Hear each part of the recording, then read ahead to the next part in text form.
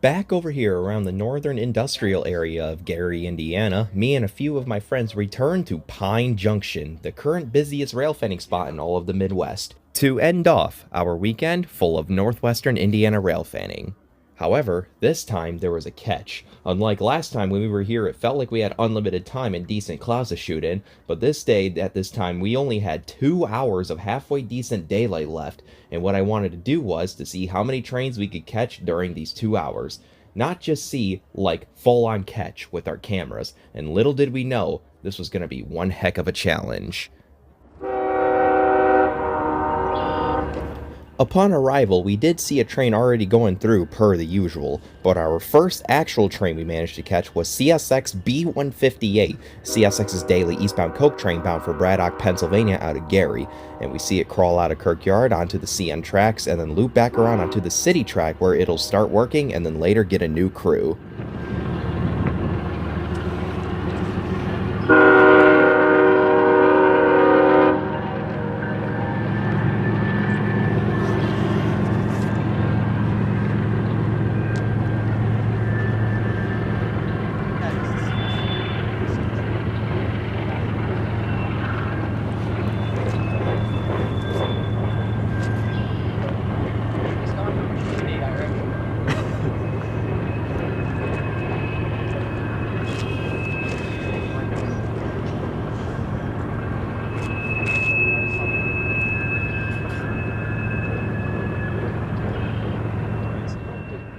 Going up there. It's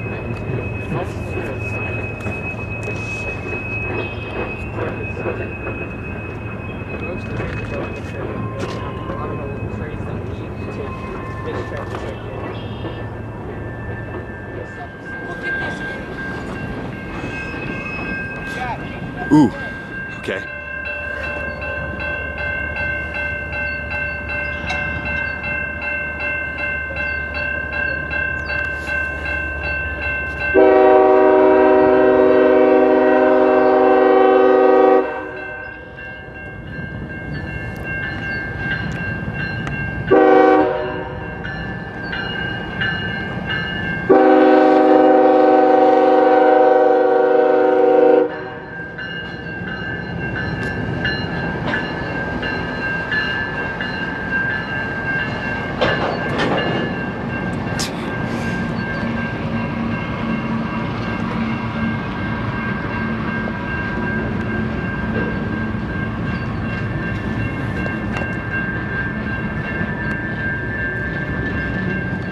So after a few more minutes of watching B158 pulling into its spot, we then get greeted with something on the NS Chicago line, which was an NS frac sand train as well as a couple of neat things on CN, and from here, things started to get chaotic.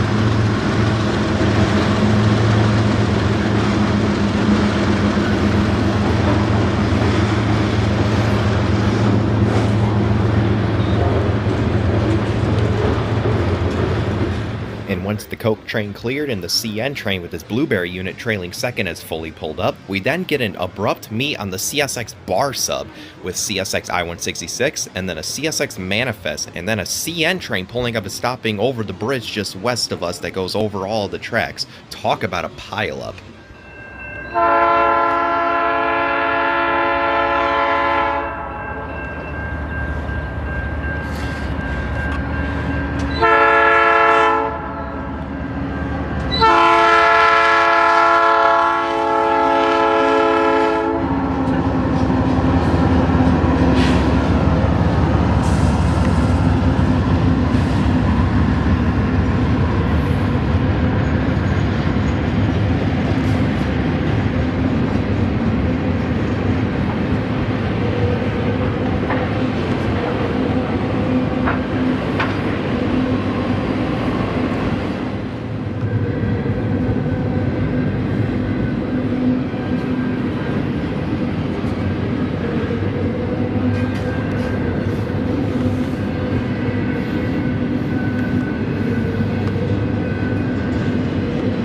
Train stopped.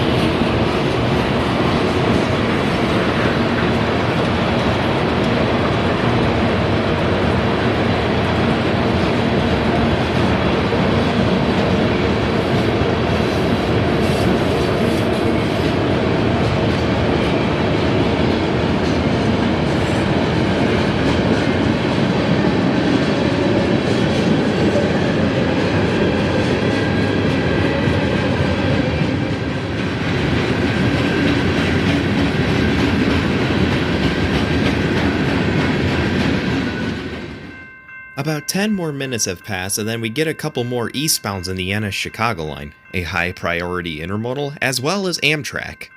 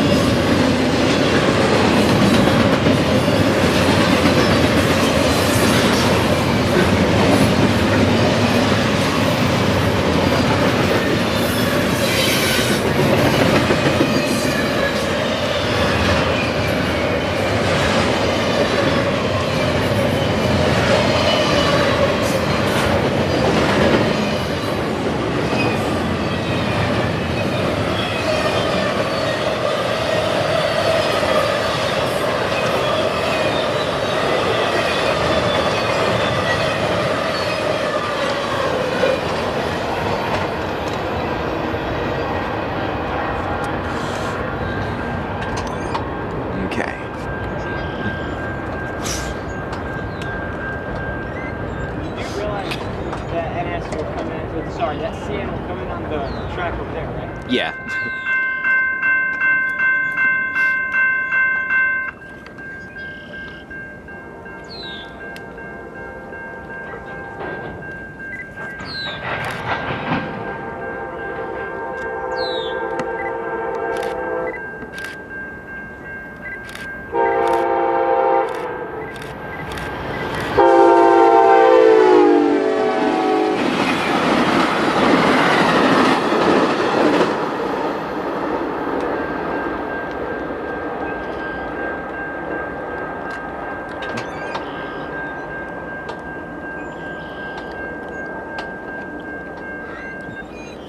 All right.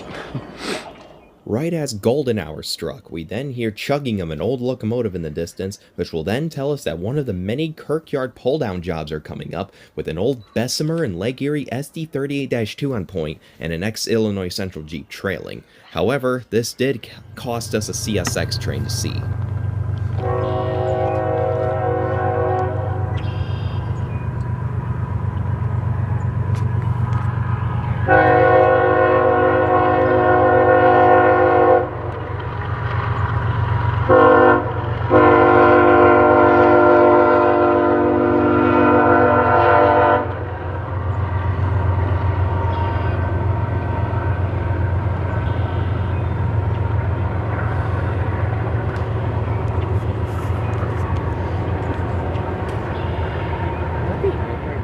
I'm not filming it. It's a gabo. Yeah, it's a gabo.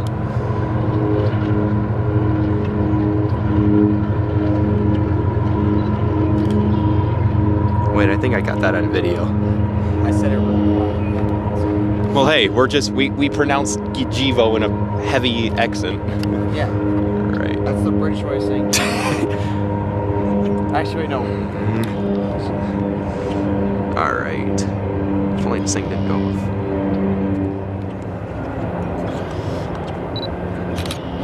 I wish I had a front logo. Yeah. Hey, Nick, here it comes.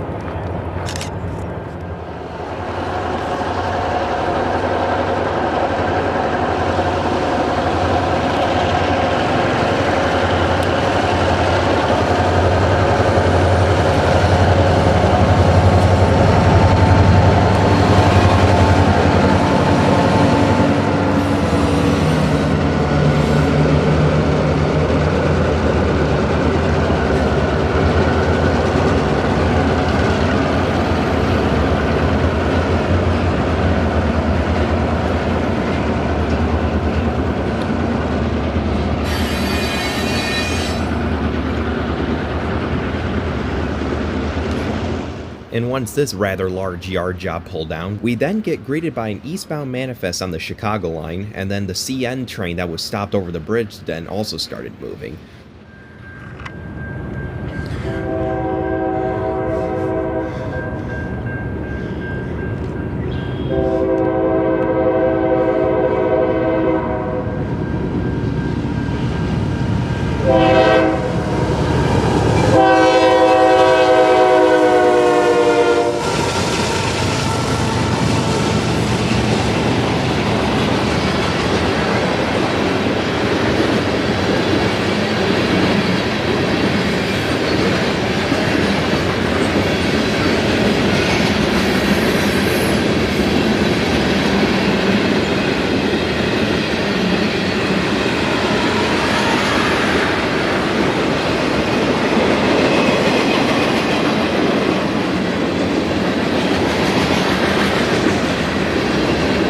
We then race down to the Madison subtracks where inbound Kirk Yard trains would go in, and then we find out that this train here had a pretty cool Lashup. 2 SD75Is, one leading, one trailing third, and a C44-9WL trailing second. While the lead unit also sports an odd yet cool horn, a Nathan Newcast P3 with a number 5 bell in place of the number 4 bell. Does this configuration remind anyone of anything similar?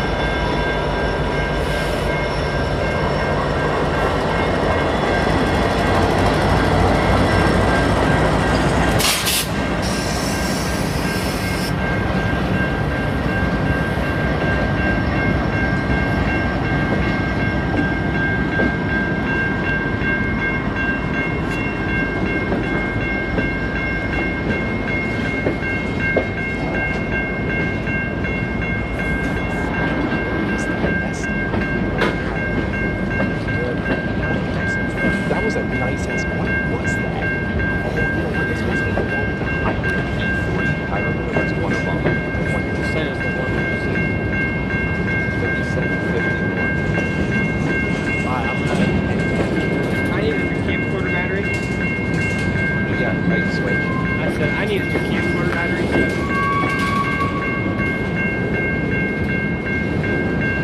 It has a P3 with the number 5 battery on it. Oh, what the heck? Yeah. And it will too. It will be Rasa Industries. All the As cool as this was to see, unfortunately though, this CN train had cost us something rather cooler rolling through the CSX bar sub.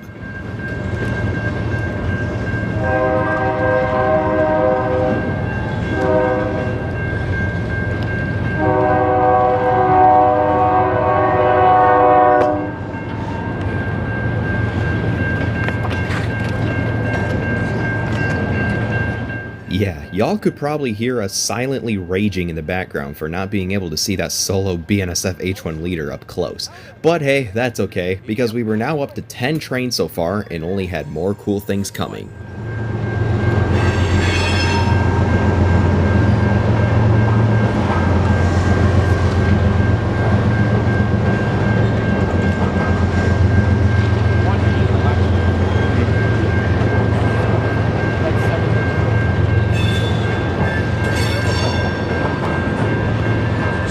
You gotta be kidding me. I had a slight feeling. I was like, please don't be an H1.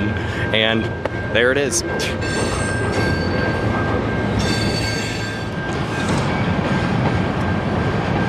Well, at least I got a video of it. Well,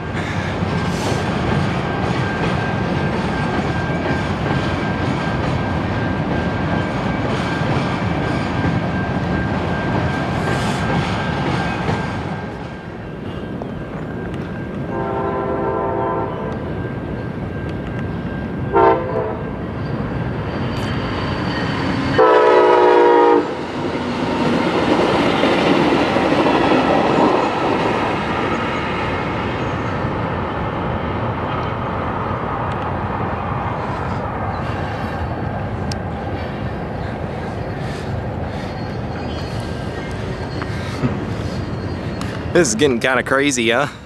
And indeed it was. During our final minutes of daylight, we then get this awesome train race between an NS Intermodal and a coal train with BNSF power, both on the NS Chicago line, which I believe was CSX C800, a coal train that hops on and off the Grand Rapids sub bound for West Olive, Michigan. And by the time the sun was completely gone, the action just continued, featuring more cool Lashups and familiar ones too. Tell, but there's another one.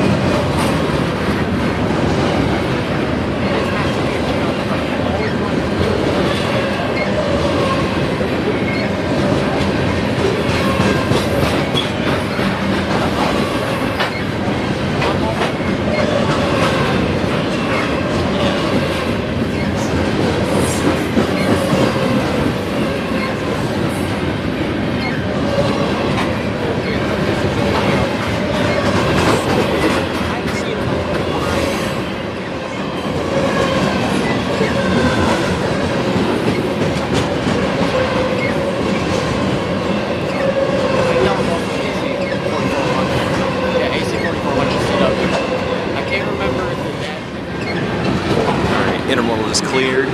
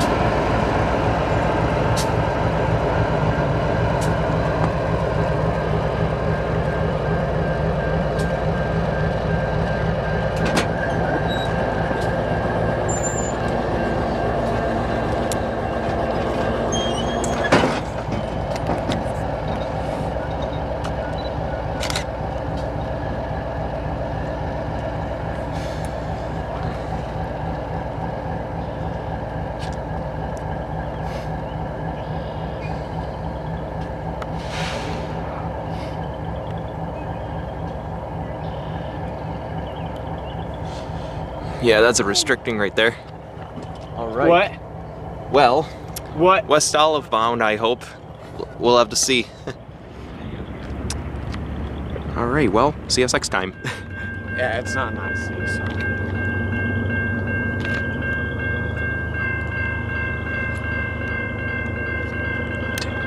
CSX trailing dirt on that CN.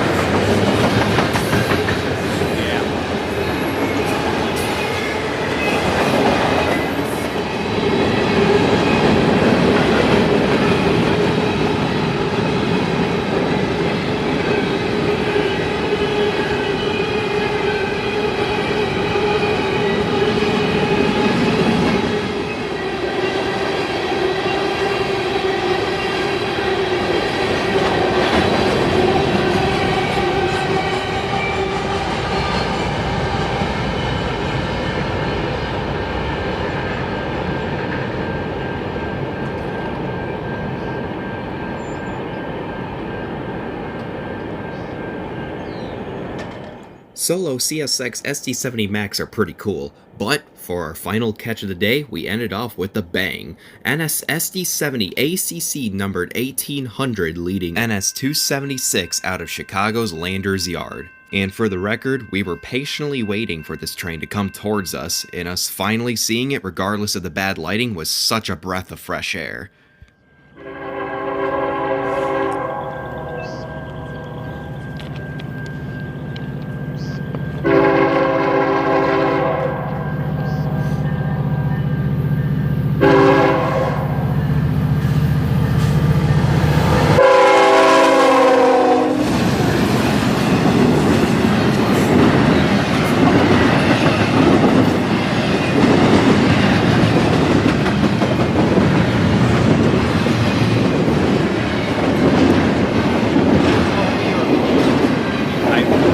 I was, but it's okay. I just got to it for like a half a second. Yeah.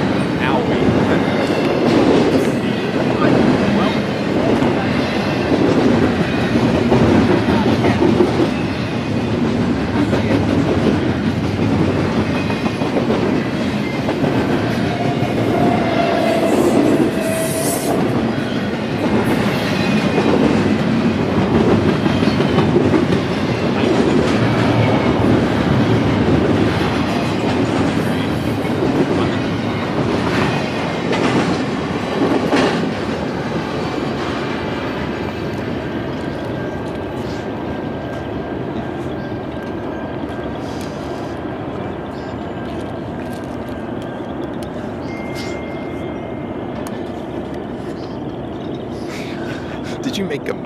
Yes, I imitated that noise. Did it at the same time. Yep. Oh my god. Right. You can see the Kirk yard lights.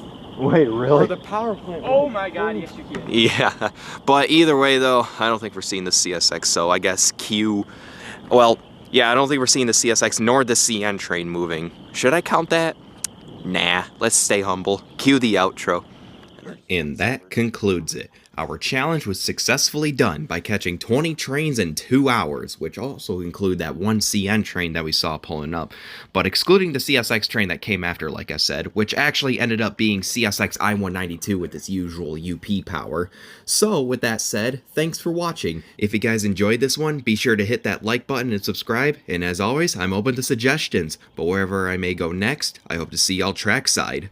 Over and out.